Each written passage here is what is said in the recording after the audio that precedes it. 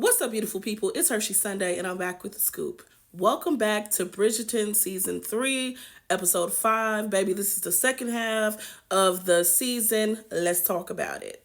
Now, I got my flavored water for this because I know I'm going to get parched talking about this steamy, hot, and sizzling episode. Now, we start back up with them going into the Bridgerton house, as y'all recall. Episode 4, where it cut off in the first half of last month.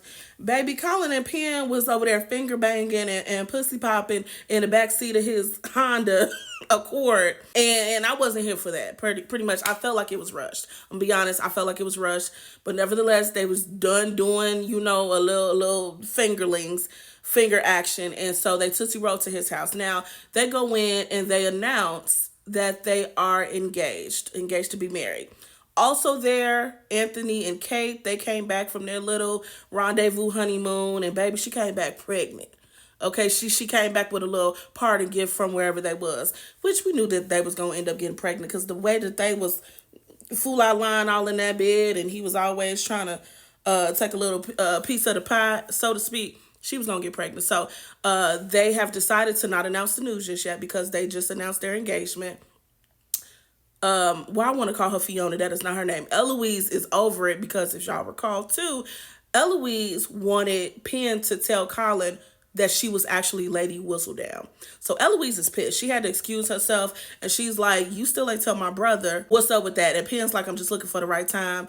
Eloise ain't trying to hear it. So then the brothers end up going into their little drinker's room. They have a little conversation. They like, so when did this all happen? Anthony is the head of the house of the Bridgerton family because he's the oldest. He's like, so when did all this occur? And how like this is who you want, da-da-da. So Colin's like, no, I do love her, da-da-da. And the brothers was like, well, have you told her that? Because you kind of need to tell her that. You need to express that these are genuine feelings. And I kind of understood what they was coming from because, mind you, she was dating Lord Debling. Debling. That's his name. And all of a sudden, here come Colin, like, no, actually, I want you, yoink, I'm going to take you away from that man and sabotage the whole thing. So he's like, okay, I do need to tell her this, that, and the third. Then we go over to the queen is looking for Lady Whistledown. She is like hell-bent on finding Lady Whistledown. So she's scheming and plotting and scheming, trying to catch her up in a little coup. And so she's working on that. Lady Danbury is also there kind of taking in the information while the queen is talking about that too. Then we Tootsie Roll on over, I believe this is like the next day, to the Featherington house. And Mama Featherington didn't even know the girl was engaged until she read it in the paper. So she's talking to Penelope and she's like, what little scheme did you conjure up to get that boy to propose to you? Because the mama be scheming too. She was like, what did you do? Because why is he proposing to you all of a sudden? Like, what didn't really happen? How come I'm hearing about it in the newspaper? Colin actually went there to visit them both, or visit Penn. Walks in on her talking that mad smack to Penn. And he kind of gathered her and got her together. Like, first of all, Penn ain't do nothing to me that I ain't want done. He didn't say that, but that's kind of what he wanted to say. She did not trick me, this, that, and the third. I love Penn. I'm here because I love her. And you're not going to be talking about our Bridgerton name in that manner anymore. And he collected his booski boo and they skedaddled over to their new place. Now, let's get into this part, okay? Let's get into this part. Now, y'all know they finna get married, right? Right. Okay, so Colin takes Penelope over to their place. What will be their place after they're married. And she's kind of like quiet. He's like, listen, once the maid servants get here, we're going to spruce things up. We're going to go to Crate and Barrel and Wayfair and Target. It's going to be nice. It's going to be real, real nice. So he's like, are you not pleased? Pretty much. He's like, no one has ever stood up for me like that against my mother. She was like, I can't thank you enough. And he was like, I'm going to always stand up for you. And he goes to look, you know how ninjas take you to the mirror to look at yourself before they try to get your body. I know.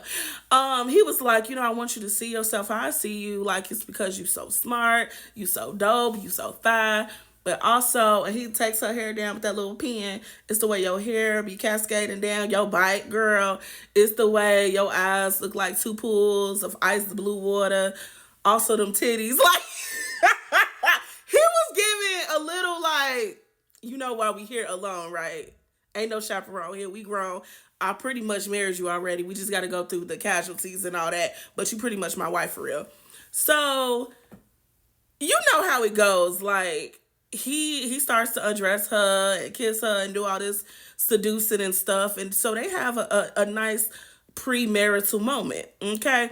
They laid on the couch and she all naked and he all naked, and he walking her through this, and she's like, well, what you want me to do?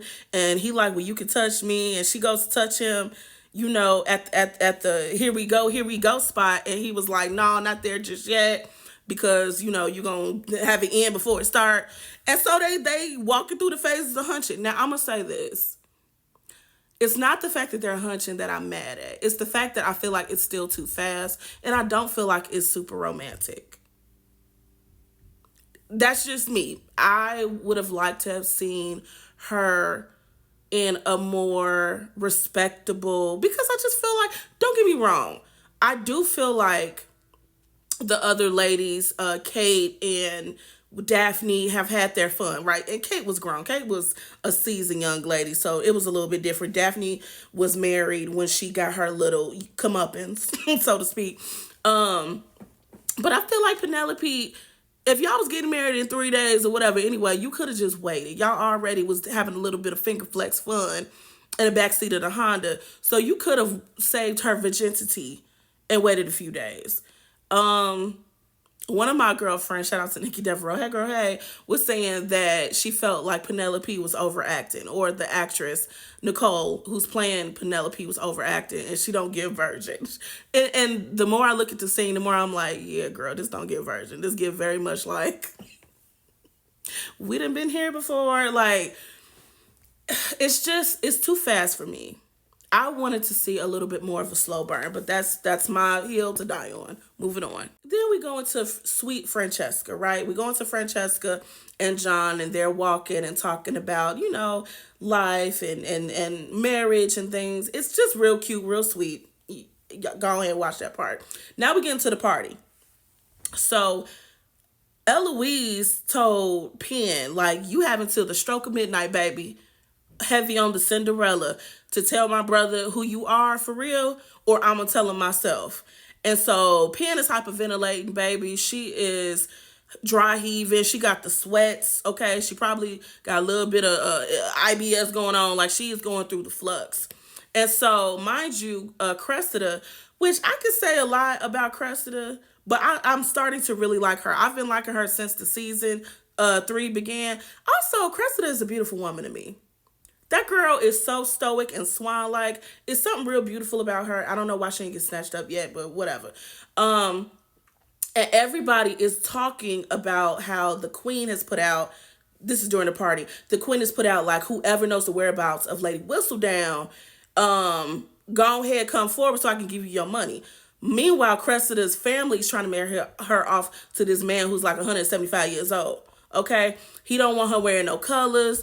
He said, we ain't tootsie rolling at no balls, baby. The only thing you finna do is bust that thing wide open and give me 4 to 5 children, even though he's 75 years old himself. So she's thinking about this. She's hearing the gossip. She's like, 1 + 1 is 2. Mind you, Penn is going through it because at the stroke of midnight, she's supposed to tell this man that she Lady Whistledown.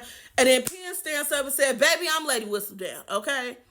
She said, you are the visual, baby, and it's me. Like, she took the responsibility of being Lady Whistledown. So everybody's kind of like astonished. Everybody's shocked. Mind you, Kate and Anthony had just announced that they was pregnant. It's a whole lot going on in this party. Penn done fell on act because she's under stress. It was a lot. It was a lot in this 5th episode. A lot going on. But tell me what you thought of the episode, okay? Let me know in the comments section. We're going to also do episode 6, so Tootsie roll over to the next video coming out soon. Don't forget to like, share, follow, and comment for more content. And as always, I'm Hershey Sunday, and I'm back with the scoop. Peace.